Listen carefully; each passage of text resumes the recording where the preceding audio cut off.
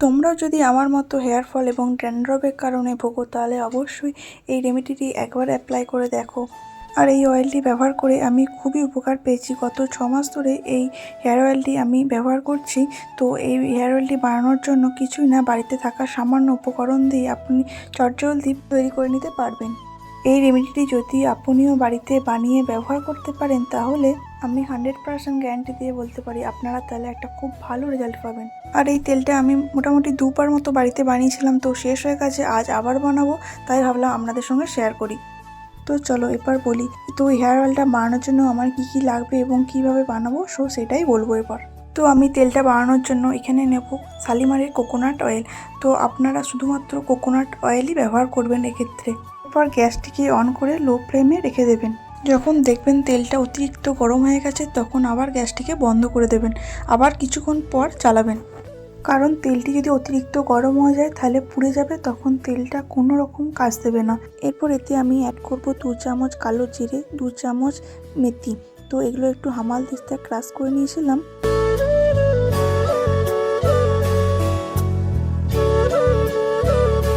তারপর এতে অ্যাড করেছিলাম 8টা মতো লবঙ্গ। তো লবঙ্গটাও একটু হামাল দিস্তায় দিয়েছিলাম, তো সেটাই এবার দেবো এতে। তো হামালদিস্তা যদি আপনাদের বাড়িতে না থাকে তো মিক্সিতেও একবার জাস্ট হালকা করে পেস্ট করে নিতে পারেন, খুব মিহি পেস্ট করা চলবে না। তো এরপর দেবো সাদা তিল। সাদা তিল এখানে আমি 1 চামচ মতো অ্যাড করেছি। তো এই 4টে উপকরণকে তেলের সঙ্গে ভালো করে মিশিয়ে নেব। তো গ্যাসের আঁচটা ঠিক এরকমই রাখবেন, একদমই তেলটাকে ফোটাবেন না।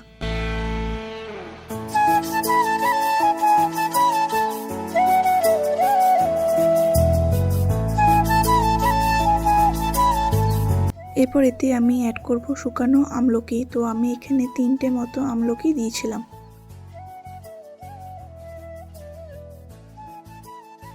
এরপর আমি এতে আবারও দেবো 5টা মতো রিঠা। তো রিঠা পাউডার পাওয়া গেলে তো খুবই ভালো, যেহেতু আমি পাউডার এখানে পাইনি তো তাই রিঠা গোটা ফলটাই আমি এখানে দিলাম। এখানে আপনারা 7 থেকে 8টা জবা ফুল ব্যবহার করতে পারেন। আমি জবা ফুল পাইনি তাই 2টো পেয়েছি, 2টোই দিলাম।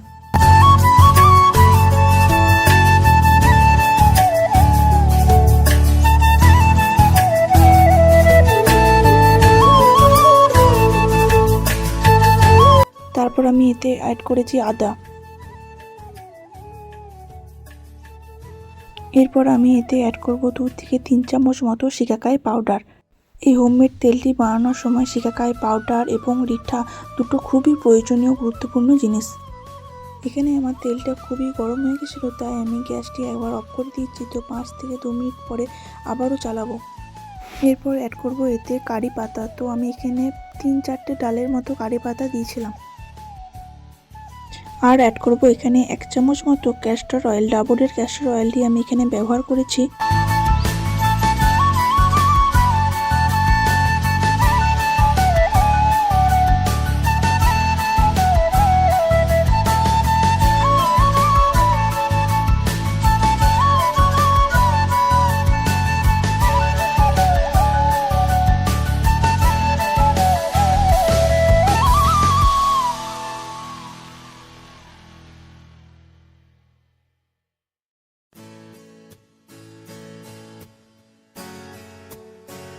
তো 30 মিনিট মতো তেলটাকে আমি কম আঁচে ভালো করে গরম করে নিয়েছি, কোনো মতে ফোটানো চলবে না কিন্তু।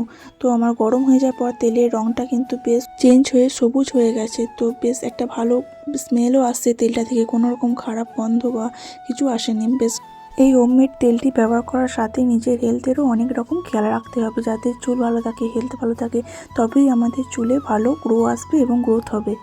ঠিকমতো জল, ফল, শাকসবজি এসব খেতে হবে, তবে চুলে ভালো গ্রোথ এবং পুষ্টি পাবে। পরের দিন সকালে আবার চলে এসেছি। তো সারা রাত তেলটাকে ভালো করে সব কিছুতে ভিজতে দিয়েছিলাম যাতে তেলটা আরও ভালো হয়। তো তেলটা আমার পুরোটাই তৈরি হয়ে গেছে। আমি এবার চাকনির মাধ্যমে ছেঁকে নেবো। এখানে একটা পরিষ্কার বোতলে পুরো তেলটাকে একদম ছেঁকে নিয়েছি। তো আমার এই বোতলটার মতো হাফ বোতল মতো তেলটা হয়েছে। তো 1 মাস আমার আরামসে চলে যাবে পুরো তেলটি। এরপর আসি তেলটা কিভাবে এবং কখন কখন অ্যাপ্লাই করবে। আমি সপ্তাহে 3 দিন চুলে তেলটি অ্যাপ্লাই করি।